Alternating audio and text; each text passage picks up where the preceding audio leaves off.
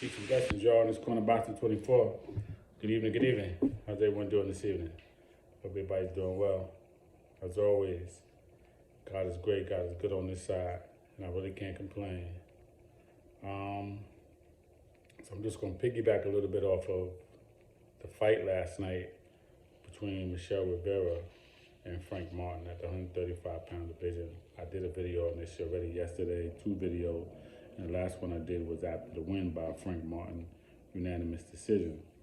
It's a thin line between a fighter having a dominating performance like he did, unanimous, and giving him all the credit, as opposed to him looking good based on the fact that the other fighter wasn't really doing anything. It's like a thin line between that.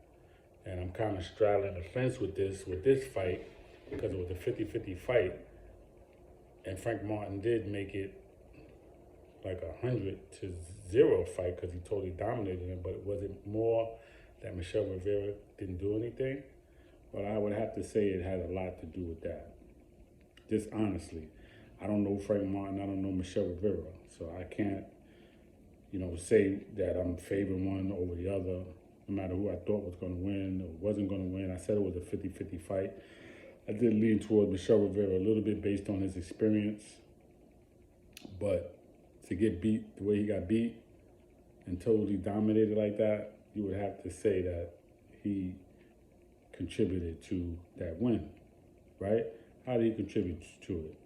Well, Michel Rivera, number one,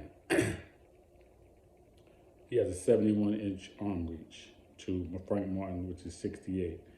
Now, 3 inches may not seem like a lot, but it's enough, okay? So number one, he didn't control the distance in the fight.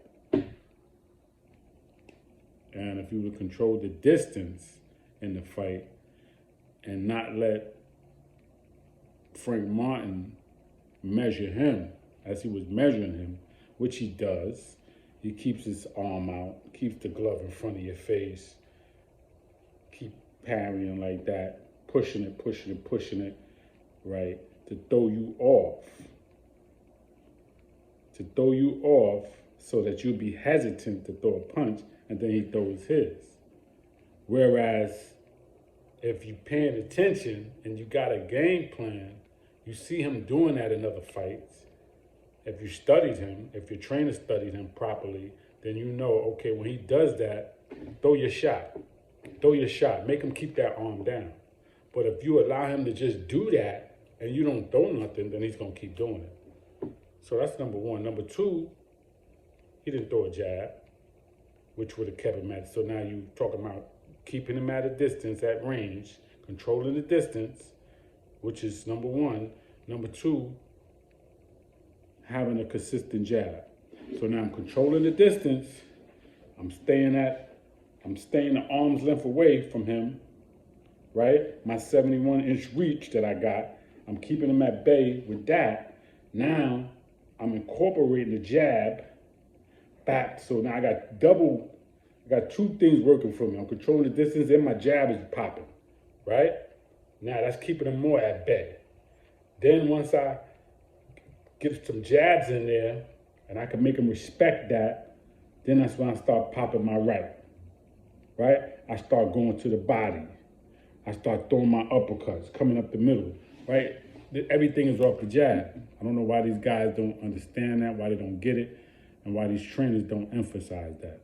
So, and I know what I'm saying, because Frank Martin said it himself. He said they were looking for Michel Rivera to throw the right hand, the cross, the jab, and all he did was try to rely on the right hand and really didn't throw it that much.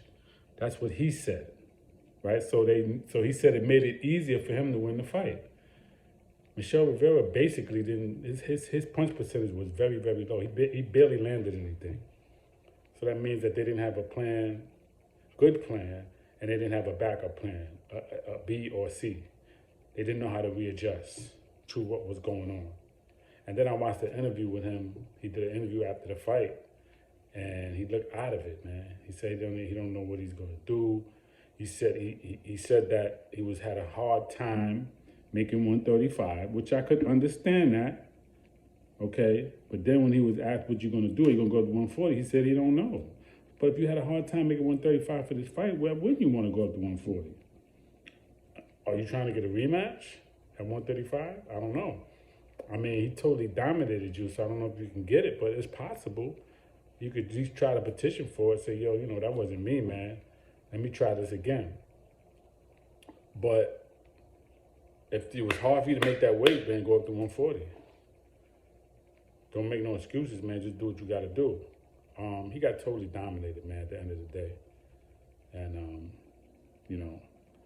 he looked like he's out of it. He'd say he don't know when he's going to get back in the gym. He don't know what he's going to do.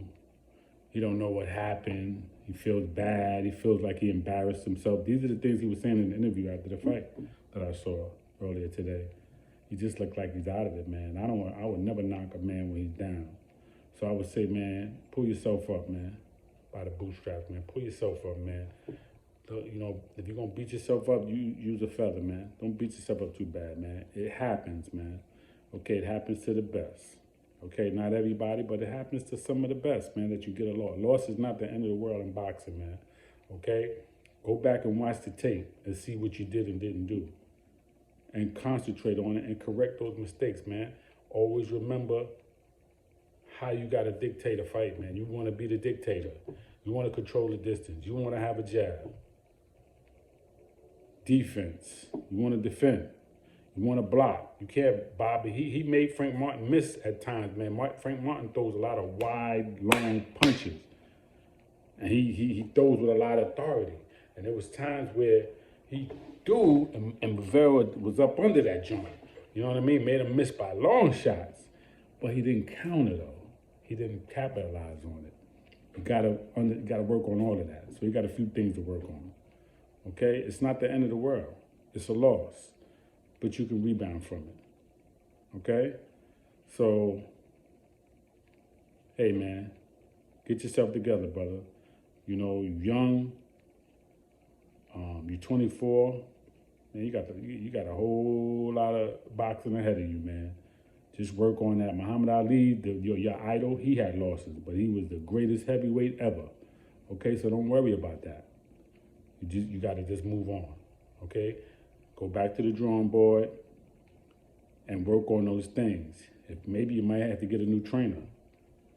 You got to contemplate, you got to think about that, man, because if you ain't got somebody that can motivate you and give you a game plan and give you a readjustment plan and show you how to overcome obstacles in a fight, when they see something ain't going wrong from the first, second round, they should know. He should know, man, okay, you got to do this, man. You got to do that. Or was it that you wasn't listening? Was it that? Because I didn't see too much corner talk. I don't know. Whatever it was, it has to be corrected if you're going to go forward. But at the end of the day, man, it's a loss, and you can overcome that, and you can get back on your winning streak. You can't get a rematch. You got to move on and fight the next fighter and just do better, okay, based on what happened and know what you got to do in the next fight. That's pretty much it. All right, so that's all I got for right now. Peace and blessings, y'all. In this corner, Boxing 24. Please subscribe to the page. Please leave a comment. Please let me know how you feel. Everybody enjoy the rest of your evening. Peace.